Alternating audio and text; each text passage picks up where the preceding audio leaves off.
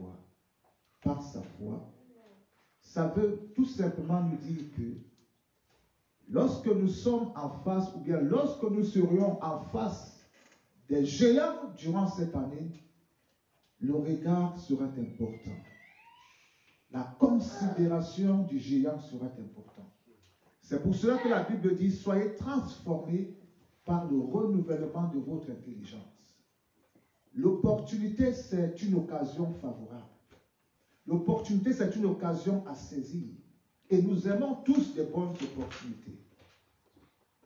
Mais la difficulté doit être également une opportunité. La maladie doit être pour toi une opportunité.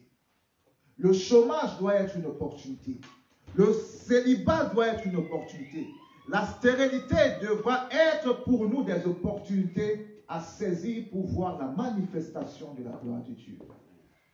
Vous savez, si nous considérons le problème en tant que problème, nous allons passer à côté de la gloire de Dieu. Mais nous devons considérer chaque problème comme étant une opportunité à saisir en 2021 pour voir la gloire de Dieu. Pour voir l'intervention de Dieu. Comment est-ce que tu vas expérimenter le Dieu qui guérit si tu ne passes pas à un moment donné par une situation difficile? Comment tu vas expérimenter Jéhovah Jireh si à un moment donné de ta vie, tu ne passes pas par des moments financiers qui sont difficiles? À chaque étape de ta vie, à chaque difficulté, tu devras prendre cela comme une opportunité à saisir.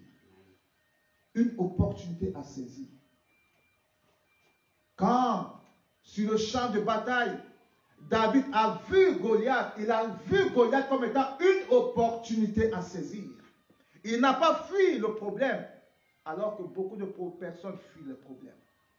Beaucoup de personnes fuient le problème. Beaucoup de personnes n'arrivent pas à affronter leurs problèmes, n'arrivent pas à affronter leur mal. Mais beaucoup de personnes prendront toujours la fuite sous les accusations. C'est la faute de l'autre. C'est lui le problème. Mais David a pris Goliath comme une opportunité. David a méprisé d'abord Goliath. David a traité Goliath d'un incirconcis. Quel est ce païen? Quel est ce géant?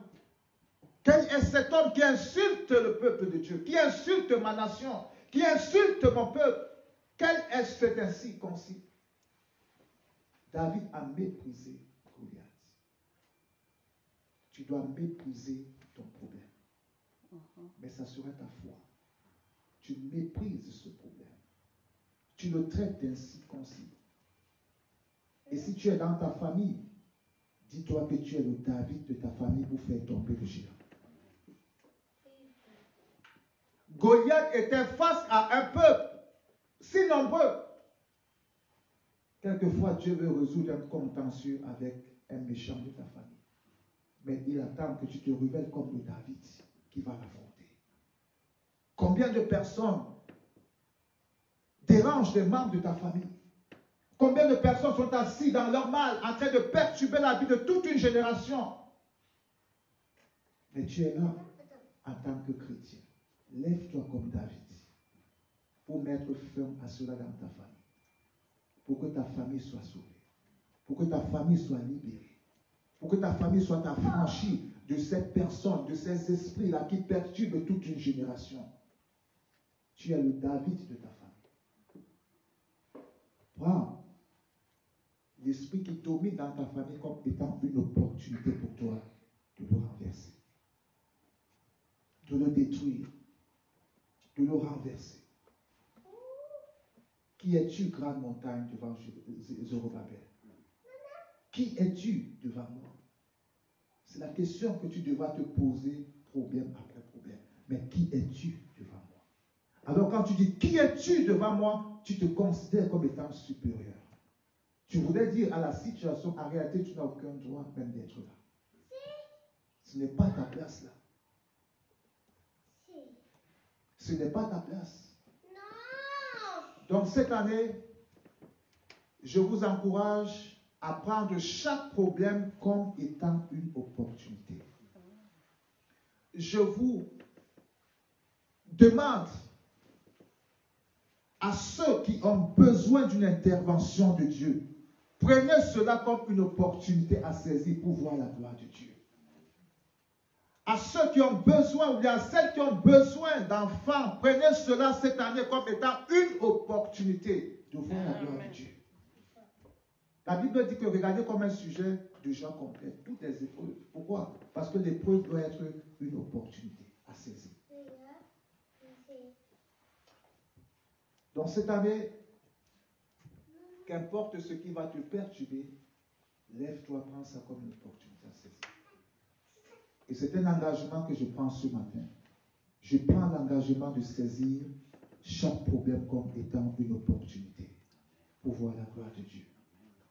Je dois cesser de me plaindre. Je dois cesser de pleurer. Si David se mettait à pleurer, Israël n'allait pas être délivré. Mais je dois me lever comme un lion, affronter ce problème. Il a dit, toi tu viens à moi avec la lance, le javelot, l'épée, eux viennent avec toi, contre toi, par leur Dieu. Mais David dit, mais moi je m'avance devant toi au nom du Dieu Tout-Puissant. Au nom du Dieu Tout-Puissant. Mais moi, stérilité, je m'approche de toi au nom du Dieu Tout-Puissant. Mais toi, célibat, je m'approche devant toi au nom du Dieu Tout-Puissant. Mais toi, maladie héréditaire, je m'approche devant toi au nom du Dieu Tout-Puissant. Mais toi, chômage, je m'approche devant toi au nom du Dieu Tout-Puissant. Il en soit ainsi durant cette année, c'est une décision que je dois prendre, de suivre Jésus, de faire confiance à Jésus, de m'approcher de Dieu. La Bible déclare que rien n'est impossible à celui qui croit.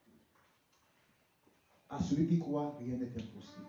Aux hommes, c'est impossible, mais à Dieu, tout est possible. Amen. Et durant cette année, les vainqueurs ne seront pas ceux qui vont pleurer sur leur sort. Les vainqueurs ne seront pas ceux qui vont murmurer. Les vainqueurs ne seront pas ceux qui vont raconter leurs problèmes à qui veut l'entendre. Personne n'a la solution à ton problème. Mais les vainqueurs seront ceux qui auront pris l'engagement ferme de dire, cette année, Seigneur, je décide de te faire confiance. Amen. Je décide de compter sur toi. Je décide de lever les yeux vers toi. Je décide de m'attacher à toi. Je fais comme cette femme atteinte d'une perte de sang. Depuis 12 ans de maladie, 12 ans de perte de sang. Et la Bible dit qu'elle avait tout perdu et qu'elle avait souffert entre les mains de beaucoup de médecins. Pendant des années, peut-être tu as souffert entre les mains des médecins. Tu as même souffert peut-être entre les mains de certaines églises, de certains hommes de Dieu qui sont censés être comme des médecins. Mais elle a dit, si seulement je peux toucher au pan de sa robe, je serai guéri. Elle n'a pas dit, je touche Jésus, non. Elle dit, si je peux toucher juste le pan de sa robe, je serai guéri. Quelle foi, quelle profondeur dans la foi, quelle détermination cette femme avait. Quelle conviction elle avait de savoir que si je touche à son vêtement, je serai guéri. Je n'ai pas besoin qu'il me touche, mais moi j'ai besoin de le toucher. Zachée, également, un homme déterminé. Par tous les moyens, il voulait voir Jésus. Par tous les moyens, il voulait changer. Il voulait que sa vie change. Un homme escroc, un homme voleur, mais il voulait que sa vie change. Je suppose que chaque jour que Zachée volait, quand il rentrait chez lui, il culpabilisait. Mais le vol était, ou bien l'escroquerie était au-dessus de lui. Combien de péchés sont au-dessus de nos forces? Même quand nous les commettons, quand nous sommes seuls, combien sont ceux qui pleurent, qui disent à Dieu, Seigneur, aide-moi. Viens au secours de ma foi.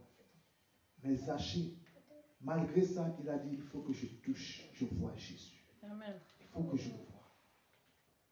Zachée a tout fait, on a poussé, petit détail, limité, mais il a tout fait pour voir Jésus. Il est monté sur un arbre, il a dit, ici, je verrai Jésus.